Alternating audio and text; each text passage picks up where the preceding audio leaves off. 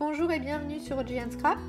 Aujourd'hui j'avais envie de vous montrer pardon, la réalisation d'un badge. Donc c'est assez petit, hein. Donc là d'un badge sirène pour donner donc aux petites filles qui seront invitées à l'anniversaire de ma fille.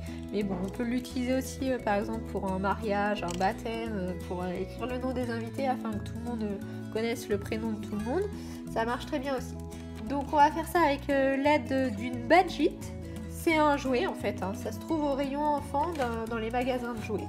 Mais ça peut très bien s'utiliser par des adultes, la preuve. Alors, donc on va avoir besoin, donc moi j'ai imprimé sur du papier tout simple, hein, papier d'imprimante.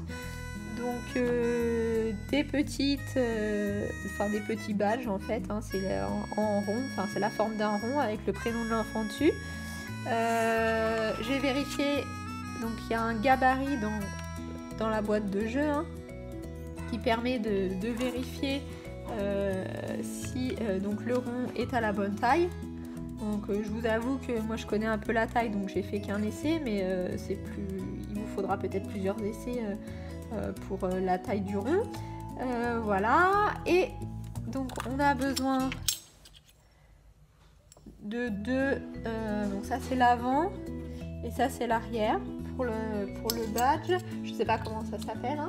C'est ce qui se met dans la machine et qui va donc créer le badge. Et bien sûr il y a une petite feuille transparente aussi que je garde bien enveloppée pour pas qu'elle prenne la poussière.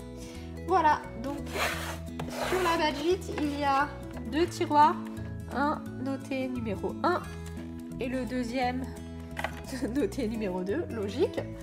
Donc ce que l'on fait, donc ça se présente comme ça, c'est que l'on insère donc le petit cabochon, je sais pas comment on pourrait appeler ça, voilà, comme ça. Dedans il y a il y a la forme toute prête, hein, bien sûr. Ensuite on met son petit dessin déjà prédécoupé avec le gabarit. Ah, vous voyez là c'est trop grand, donc il va falloir que je le redécoupe. Donc voilà, je l'ai redécoupé à la bonne taille, hein, j'avais pas très bien découpé le bord. Voilà, et ensuite on ajoute donc la feuille transparente sur le dessus. Hop. Voilà, une fois qu'on a mis donc nos trois couches, donc le petit cabochon en métal, puis donc notre dessin, enfin notre visuel quoi, puis la petite feuille transparente, on pousse sur le tiroir, hop, on tourne jusqu'à entendre un gros clic. Faut forcer, hein. Au début on a un peu peur, mais finalement en fait voilà, c'est ce qui fait que ça marche. Et ensuite on redévisse, on ajoute donc la deuxième petite partie en métal dans le tiroir numéro 2. Hop.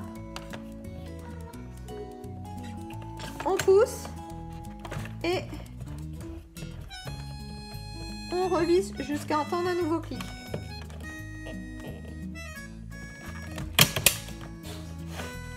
Hop, une fois que c'est fait, il n'y a plus qu'à dévisser.